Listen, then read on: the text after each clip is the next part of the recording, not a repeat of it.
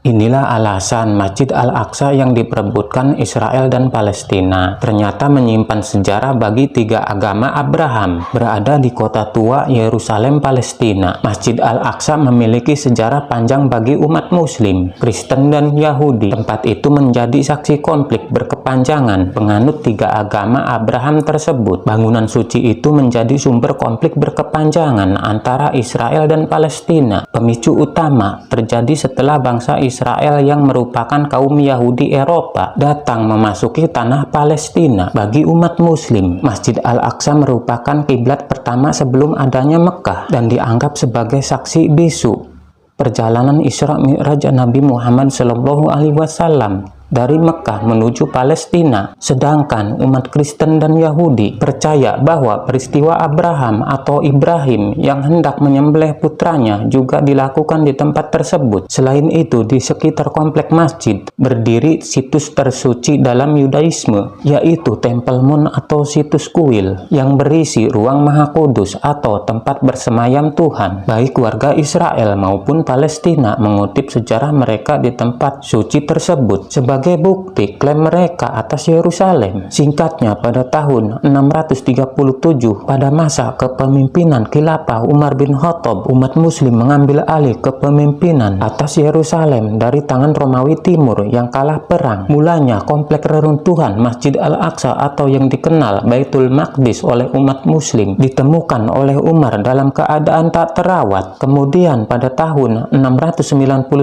masa kekhilafahan Umayyah mulai didirikan beberapa bangunan di tanah Masjid Al-Aqsa. Bangunan itu kemudian dikenal sebagai Kubah Sakrah atau Kubah Batu. Pembangunan itu pada tahun 692 Masehi dan menjadi salah satu bangunan Islam tertua di dunia. Namun pada tahun 1099, tentara salib dari Eropa yang tiba di Yerusalem secara mengejutkan menghabisi 40.000 orang Yahudi dan Islam. Hal itu kemudian menjadikan kemenangan umat Kristen pada Perang Salib pertama. Pada waktu itu, pengelolaan Masjid Al-Aqsa akhirnya lepas dari tangan umat Muslim. Al-Aqsa kemudian diubah menjadi istana dan dinamakan Templum Domini atau kuil Tuhan. Tak berselang lama, terjadi lagi Perang Salib kedua. Kaum Muslim berhasil mengalahkan kaum Kristen dan mengambil alih kembali Masjid Al-Aqsa pada masa kepemimpinan Salahuddin Al-Ayyubi. Setelah peperangan tersebut, Salahuddin membagi wilayah Palestina menjadi 3 kelompok, yakni kelompok Islam, kelompok Kristen, dan Yahudi. Ketiga agama itu akhirnya bisa kembali hidup rukun berdampingan. Namun lagi-lagi tanah yang damai dan makmur pada masa kekhilafahan Islam selama berabad-abad porak-poranda setelah datangnya bangsa Israel ke Palestina. Kerukunan tersebut hingga saat ini tak pernah kembali. Perang antara Israel Palestina terus-menerus terjadi tanpa henti hingga kembali memanas baru-baru ini. Itulah sebagian cerita sejarah yang singkat dari Mamang. Semoga menambah wawasan. Mohon maaf bila ada kata-kata yang salah. Wassalamualaikum warahmatullahi wabarakatuh.